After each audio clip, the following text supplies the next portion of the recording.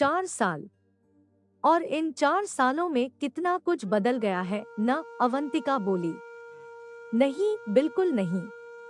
तुम पहले भी 2 चम्मच चीनी ही कॉफी में लिया करती थी और आज भी। आदित्य ने मुस्कुराते हुए कहा।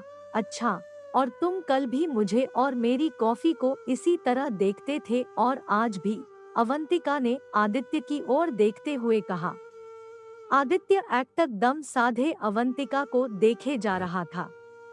दोनों आज पूरे 4 साल बाद एक दूसरे से मिल रहे थे। आदित्य का दिल आज भी अवंतिका के लिए उतना ही धड़कता था जितना 4 साल पहले। आदित्य और अवंतिका कॉलेज के दोस्त थे।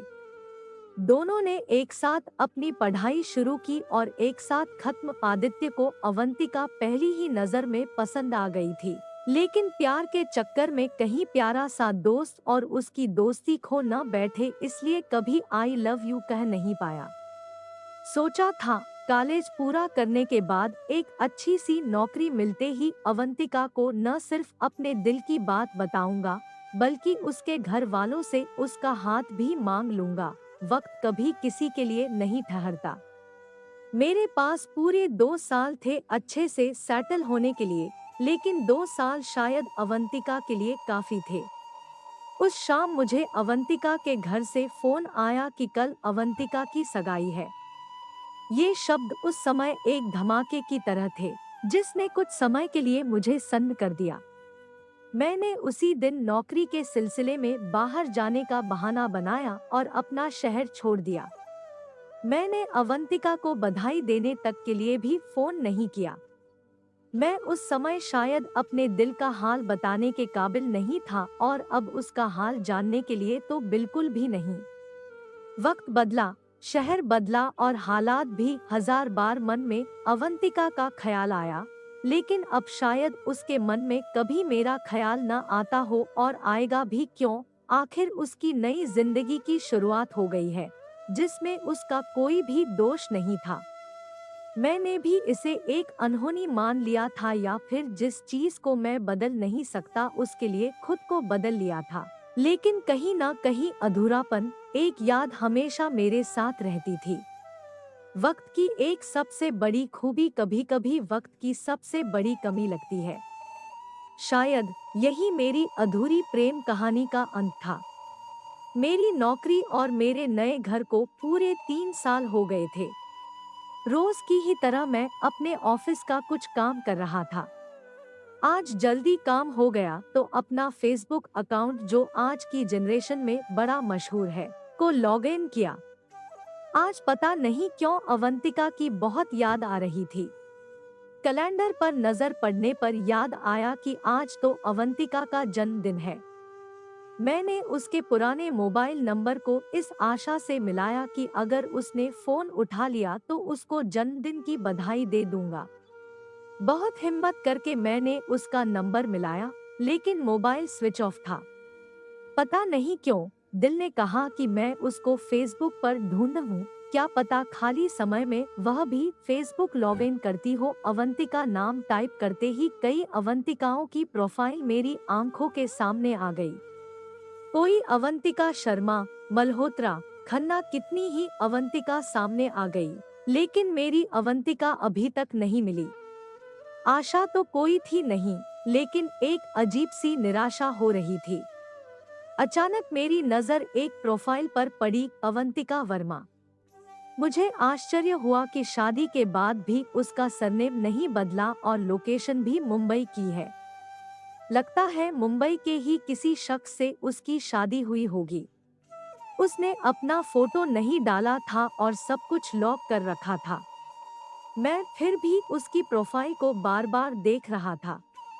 मुझे विश्वास था यह मेरी ही अवंतिका है, लेकिन मुझे खुद पर विश्वास नहीं था।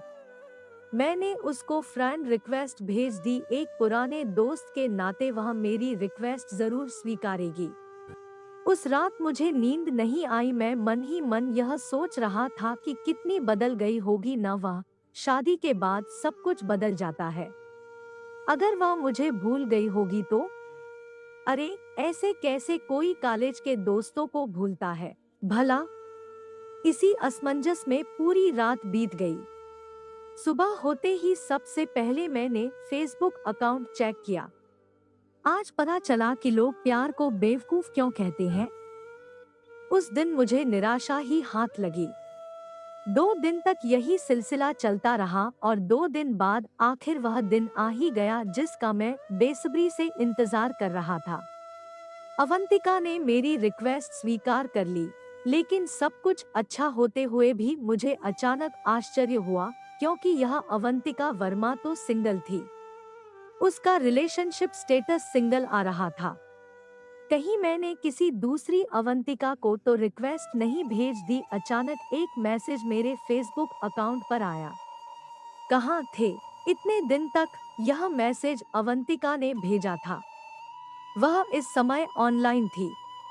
मेरा दिल बहुत तेजी से धड़क रहा था। मन कर रहा था कि उससे सारे सवालों के जवाब पूछ लूं। किसी तरह अपने आप पर काबू पाते हुए मैंने जवाब दिया, बस काम के सिलसिले में शहर छोड़ना पड़ा। तभी अवंतिका ने जवाब देते हुए कहा, ऐसा भी क्या काम था कि एक बार भी फोन तक करने की जरूरत नहीं समझी? वह सब छोड़ो, यह बताओ कि शादी के बाद उसी शहर में हो या कहीं और शिफ्ट हो गई हो? और हाँ, फेसबुक पर अपना फोटो क्यों नहीं डाला? बहुत मोटी हो गई हो क्या? उसे लिख कर भेजा। शादी? यह तुम्हें किसने कहा? अवंतिका ने लिख कर भेजा। मतलब? मैंने एकदम पूछा। तुम्हारी तो सगाई हुई थी न, मैंने लिखा। हम्मा, अवंतिका ने बस इतना ही लिख कर भेजा।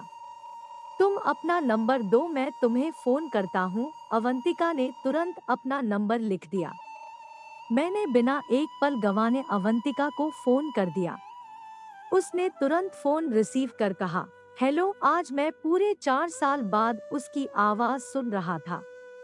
एक पल के लिए लगा कि यह कोई खुली आंखों का ख्वाब तो नहीं। अगर यह ख्वाब है तो बहुत ही खूबसूरत है, जिस ख्वाब से मैं कभी बाहर न निकलूं। मुझे खुद पर और उस पल पर विश्वास ही नहीं हो रहा था। उसकी हेलो की दूसरी आवाज ने मुझे अपने विचारों से बाहर निकाला। मैंने कहा, कैसी हो? मैं तो ठीक हूँ, लेकिन तुम बताओ कहाँ गायब हो गए थे?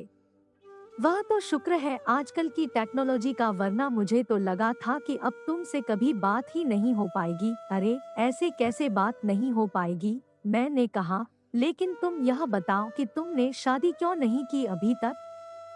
अभी तक? क्यों, तुम्हारी शादी हो गई क्या? अवंतिका ने मुस्कुराते हुए कहा। नहीं हुई, मैंने हंसते हुए कहा। क्या कर रही हो आजकल? उसने हंसते हुए बताया, जॉब कर रही हूँ। दिल्ली में एक सॉफ्टवेयर कंपनी है, पिछले 3 साल से वही जॉब कर रही हूँ। क्या? मुझे यकीन ही नहीं हो रहा था। उस पल पर न अपने कानों पर न ही अवंतिका पर। कौन कहता है अतीत अपने आप को नहीं दोहराता? मेरा अतीत मेरे सामने एक बार फिर आ गया था। 3 साल से हम दोनों एक ही शहर में थे और आज इस तरह। तुम्हें पता है कि मैं कौन से शहर में हूँ? मैंने उससे पूछा। नहीं, उसने कहा, मैं भी दिल्ली में ही हूँ, पता है मुझे। अवंतिका बोली। क्या? मैंने उससे कहा, मुझे तुमसे मिलना है, जल्दी बोलो कब मिलेंगे? ठीक है, जब तुम फ्री हो तो कॉल कर देना। तुमसे मिलने के लिए मुझे वक्त निकालने की जरूरत है क्या? ठीक है, तो कल मिलते हैं। हाँ बिल्कुल, मैंने तपाक से कहा। आज मुझे अवंतिका से मिलना था। पूरे 4 साल बाद मैं जैसा इस समय महसूस कर रहा हूँ, उसे बताने के लिए शब्दों की कमी पड़ रही थी। मेरा दिल बहुत तेजी से धड़क रहा था, जैसे मानो पेट में तितलियां उड़ रही थी। जिंदगी भी बड़ी अजीब होती है। जो पल सबसे खूबसूरत होते हैं, उन्हीं पर विश्वास करना मुश्किल होता है। जब आपको जिंदगी दूसरा मौका देती है, तो आप चाहते हैं कि हर एक कदम संभल संभल कर रखें। यही है जिंदगी, शायद ऐसी ही होती है जिंदगी। मैं एक रेस्तरां के अंदर बैठा अवंतिका का इंतजार कर रहा था और सोच रहा था कि किस सवाल से बातों की शुरुआत करूं। मेरी निगाहें मेन गेट पर थी। दिल की धड़कन बहुत तेजी से आवाज कर रही थी, लेकिन उसे सिर्फ मैं ही सुन सकता था। आखिरकार वह समय आ ही गया जब अवंतिका मेरे सामने थी। वह बिल्कुल भी नहीं बदली थी। उसमें 4 साल पहले और अब में कोई फर्क नहीं आया था। मुझे ऐसा लग रहा था कि कल की एक लंबी रात के बाद जैसे आज एक नई सुबह में हम मिले हों। उसके वही पहले की तरह खुले बाल, वही मुस्कुराहट ओढ़े हुए उसका चेहरा, सब कुछ वही। मैंने अवंतिका से पूछा, अच्छा, तुम्हारी मम्मी ने तो मुझे बताया था कि तुम्हारी सगाई है। मुझे तो लगा था अब तक तुम्हारी एक प्यारी सी फैमिली बन गई होगी। हम सोचा तो मैंने भी यही था, लेकिन जो सोचा होता है, अगर हमेशा वही हो तो जिंदगी का मतलब ही नहीं रह जाता। मेरा एक जगह रिश्ता तय हुआ तो था, लेकिन जिस दिन सगाई थी, जिसके लिए मेरी मम्मी ने तुम्हें इनवाइट किया था, उसी दिन लड़के वालों ने दहेज में कार और कैश मांग लिया। उन्हें बहू से ज्यादा दहेज प्यारा था। मैंने उसी समय उस लड़के से शादी करने से मना कर दिया। उस दिन काफी दुख हुआ था मुझे। सोचा तुम मिलोगे तो तुम्हें अपनी दिल की व्यथा सुनाऊंगी, लेकिन तुम भी ऐसे गायब हुए जैसे कभी थे ही नहीं, अवंतिका ने कहा। उस वक्त मुझे अपने ऊपर इतना गुस्सा आ रहा था कि काश मैं उस दिन अवंतिका के घर चला जाता। कितनी जरूरत रही होगी न उस वक्त उसको मेरी। जिस वक्त मैं यह सोच रहा था कि उसके साथ उसका हमसफर होगा, उस वक्त उसके साथ तन्हाई थी। मैं कितना गलत और स्वार्थी था। यहाँ नौकरी कब मिली? मैंने अवंतिका से पूछा। 3 साल पहले, उसने बताया। 3 साल? 3 साल से हम दोनों एक ही शहर में थे।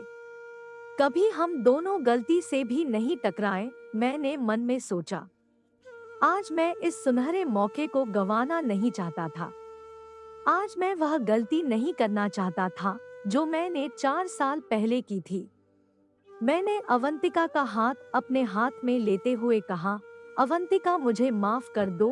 पहले मुझ में इतनी हिम्मत नहीं थी कि तुमसे अपने दिल की बात कह सकूं, लेकिन आज मैं इस मौके को खोना नहीं चाहता। मैं तुम्हारे साथ जिंदगी बिताना चाहता हूँ। बोलो ना, दोगी मेरा साथ? अवंतिका मुझे एकटक देखे जा रही थी। उसने धीरे से पास आकर कहा, ठीक है, लेकिन एक शर्त पर। तुम हफ्ते में एक बार डिनर बनाओगे तो? इतना कहकर वह जोर से हंस दी। मुझे विश्वास ही नहीं हो रहा था, लेकिन आखिर पूरे 4 साल बाद मैं अपने खोए प्यार से जो मिला था। आपका समय निकलकर हमारे साथ था, इसके लिए आपका धन्यवाद। अगली बार फिर से मिलते हैं नए और रोचक वीडियो के साथ। चैनल को सब्सक्राइब करना न भूलें। धन्यवाद और शुभकामनाएं।